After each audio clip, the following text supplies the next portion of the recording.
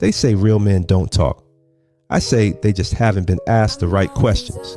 This ain't about trends. It's about truth, about faith that don't fold, love that costs something, and manhood that still means something. I'm not here to argue. I'm here to build. This is the Always Up Podcast, Season 2, Too Real to Win. For the men still trying to love right in a world that loves wrong. Everybody's celibate now, or at least that's what they keep saying. Suddenly people protecting their peace, healing, resetting, taking time for themselves. And honestly, this might be the first healthy trend we've had in a while, because people are tired, not sleepy tired, soul tired, tired of talking to people who say all the right things for 3 weeks, then disappear like they got drafted into another life. Tired of let's just go with the flow from people with absolutely no direction. Tired of feeling single inside situationships. And after a while, even attraction starts feeling exhausting. Not bad, just loud, too much access, too much inconsistency, too many people touching each other without actually connecting. Everybody became reachable. Very few people still feel emotionally available. So now people pulling back, not forever, just long enough to hear themselves think again. And honestly, some people needed that more than another relationship, because modern dating started feeling like customer service with flirting. Everybody trying not to get played. Everybody acting emotionally unavailable like it's wisdom. Everybody pretending they don't care first. Half the dating pool not dating. They're recovering in public. That's why celibacy started sounding attractive. Not because people suddenly became holy. People just tired of confusion. Tired of temporary emotions. Tired of connections that feel amazing for 2 weeks, then strange for 6 months afterward. And the people talking the most about protecting their peace usually got the most unfinished conversations sitting in their phone. Talking about, I'm unavailable right now, while checking somebody's story like a private investigator. Everybody's working on themselves. Nobody's fully explaining from what. And that part matters, because celibacy can mean discipline. It can mean healing. It can mean fear with better branding. Sometimes people really are trying to reconnect with themselves after giving pieces of themselves to the wrong people. But other times, distance just starts feeling safer than intimacy. And after enough chaos, peace can get addictive too. So now people are sitting at home calling it growth, when really they're just exhausted. And exhaustion sounds wise when you say it calmly enough. Dating used to feel exciting. Now it feels like paperwork. Too many conversations that start the same. Too many people asking for honesty while strategically hiding parts of themselves. Everybody got boundaries now. Nobody got patience. People ghost after 3 good dates like they remembered an old trauma mid-text. And somehow everybody got access to everybody, but nobody knows how to actually build anything anymore. That's the exhausting part.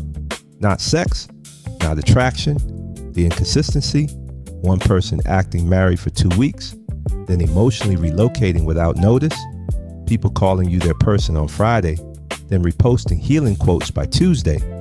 And after enough experiences like that, your nervous system starts treating connection like suspicious activity. So people start simplifying their lives. No dating apps, no random energy, no emotional roller coasters disguised as chemistry, just gym, water, work, sleep, and pretending you don't miss intimacy sometimes. Which honestly sounds peaceful, until you realize some people have built entire lifestyles around avoiding vulnerability. And the craziest part, a lot of people don't even miss sex first. They miss consistency. They miss feeling emotionally safe around somebody. They miss not having to decode mixed signals like relationship detectives, because modern dating got too much pretending in it. Everybody trying to look unbothered. Everybody trying to win the interaction. Nobody wanting to look too interested too early. So now people entering relationships already emotionally pre-defensive. Like, before you hurt me, let me emotionally disappear first. And after a while, celibacy stops sounding extreme. It starts sounding quiet, predictable, manageable, no confusion, no attachment, no emotional whiplash, just space. But space can turn into isolation when nobody's honest about why they're really there. Some people taking a break from sex. other people taking a break from disappointment, and those are not the same thing. And honestly, some people really do need the reset. Not because sex is bad, not because relationships are pointless, just because too many people been operating from emotional exhaustion for too long. Always texting somebody, always explaining themselves, always emotionally available for people who barely know what to do with care once they receive it. After a while, silence starts feeling healthy. No performing, no proving yourself, no wondering if somebody likes you more in private than they do in public. Just space. And space can be healing when your nervous system been overstimulated for years. That's the part people don't talk about enough. Some people don't need another relationship right now. They need sleep, clarity, stillness, a chance to hear their own thoughts without somebody else's emotions sitting on top of them. Because modern dating got people emotionally multitasking, talking to one person, thinking about another, recovering from somebody else, and trying to stay optimistic at the same time.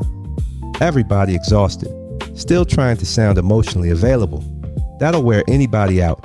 So some people pull back, not dramatically, not I'm done with love forever, just I need a second.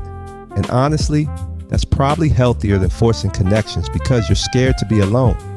Some people finally learning how to enjoy their own company without needing constant validation attached to it. No fake intimacy, no temporary highs, no emotional hangovers from people who said trust me too confidently. Just peace, real peace, not performative peace, not look at me healing peace, actual quiet. And sometimes that quiet helps people realize something uncomfortable. A lot of us been calling emotional survival dating for years. That's why celibacy can feel good at first. Not because you became less human, because your body finally stopped bracing for disappointment every day.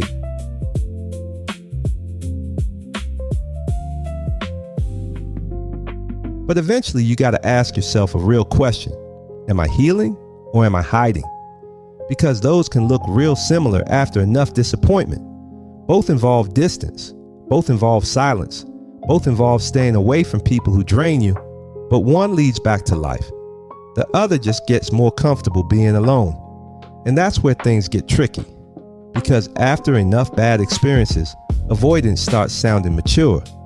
People say, I'm protecting my energy, when really they're terrified of reopening wounds they barely survived the first time. And honestly, a lot of people aren't celibate because they're disciplined. They're celibate because vulnerability started feeling dangerous. That's different. Some people don't miss sex at all. What they miss is trust. Trusting somebody not to waste their time, not to weaponize their openness, not to slowly change after the emotional attachment already happened. So now people control everything. Their availability, their emotions, their attachment, their effort. Nothing too deep, nothing too risky, nothing that could leave permanent damage. And after a while, emotional control starts feeling safer than emotional honesty. That's the danger, because healing is supposed to reconnect you to people eventually, not convince you that nobody deserves access to you ever again. But isolation can become addictive when peace only exists in solitude. That's why some people have been taking a break from dating for 4 years, not healing, just emotionally parked. And the scary part, the longer you stay disconnected, the harder vulnerability starts feeling. Not because you don't want love, because your nervous system got too used to survival. So now, even healthy connection starts feeling shaky. Some people don't need more time alone. They need proof that closeness still exists without chaos attached to it. And after a while, people stop looking for love and start looking for safety instead. And now everybody's healing. At least that's what the captions say. Everybody's on a spiritual journey. Everybody's protecting their peace. Everybody's unavailable until further notice. Meanwhile, half the city is still texting their ex emotionally disguised as checking in. That's the confusing part. People started using therapy language to describe behavior that's honestly just unresolved attachment with good vocabulary. Talking about, I'm setting boundaries, when really they're just avoiding difficult conversations completely. And somehow ghosting became self-care. Ignoring people became emotional intelligence. Acting detached became attractive, which is wild when you think about it. Because deep down, most people still want the same things they always wanted. Consistency, affection, safety, somebody they can fully exhale around. But now everybody's trying to avoid looking too invested. So people started performing emotional independence like it's success. I don't need anybody. Cool. But humans were never designed to emotionally freestyle life forever. That's why some people look peaceful online, but emotionally exhausted in person. Too much pretending, too much "I'm good" from people who clearly miss being loved correctly. And honestly, modern dating created a generation of people who know how to attract attention, but not necessarily how to receive care without suspicion attached to it. That's why even healthy love feels strange to some people now. No games, no inconsistency, no emotional confusion. People start looking around like, wait, what's wrong with you? Chaos became familiar, so peace started feeling suspicious. And when dysfunction becomes normal long enough, healthy starts looking boring. That's the real problem. Not sex, not celibacy, not relationships. People just got too used to surviving each other. And after a while, people stop asking, does this feel good? And start asking, does this feel safe enough to survive? So now the real question becomes, what are you actually trying to protect? Your peace or your pain? Because those are not the same thing. And eventually, everybody's got to be honest with themselves about that. Some people really are healing, learning themselves again, breaking unhealthy patterns, resetting emotionally before dragging old damage into new people. That's healthy, that's maturity. But other people, they just learned how to survive disappointment more efficiently. And survival can look real wise from a distance, especially when you explain it calmly enough. That's why this conversation gets tricky, because celibacy can absolutely be discipline. But discipline is supposed to strengthen your connection to life, not slowly disconnect you from it. And after enough isolation, some people stop feeling peaceful and just start feeling emotionally numb with cleaner habits. That's different, because eventually you got to ask yourself something uncomfortable. If nobody ever disappointed you again, would you still want distance this badly? That question changes everything, because some people don't actually love solitude. They just finally found an environment where they can't be hurt unexpectedly. No confusion, no betrayal, no emotional instability, just control. And control feels safe after chaos, but safe and fulfilled are not always the same thing. That's the part people slowly start realizing, especially late at night, especially when life finally gets quiet enough to hear what's underneath all the discipline. Because eventually the body rests, but unresolved emotions don't. They just get quieter, and quiet pain can still drive your decisions, even when your life looks peaceful on the outside. Because even when the chaos leaves, something in you can still be driving like it never did.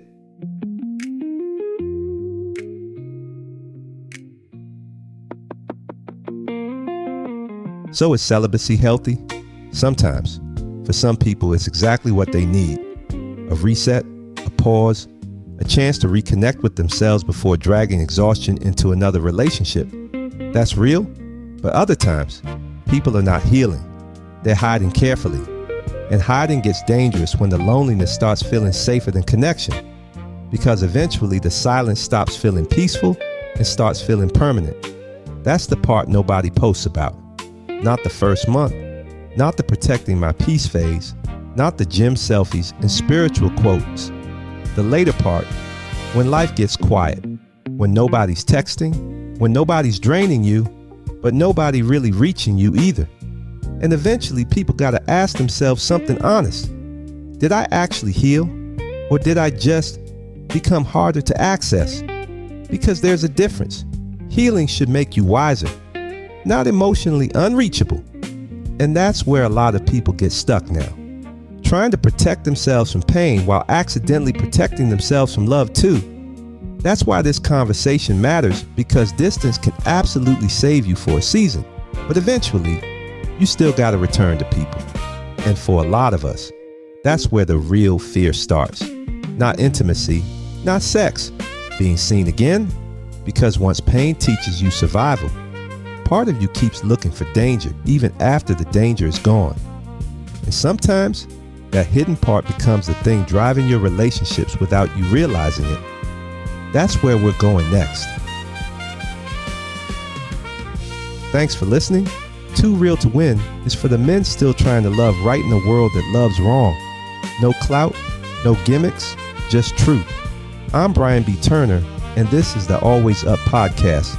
Until next time, stay focused, stay faithful, and always up.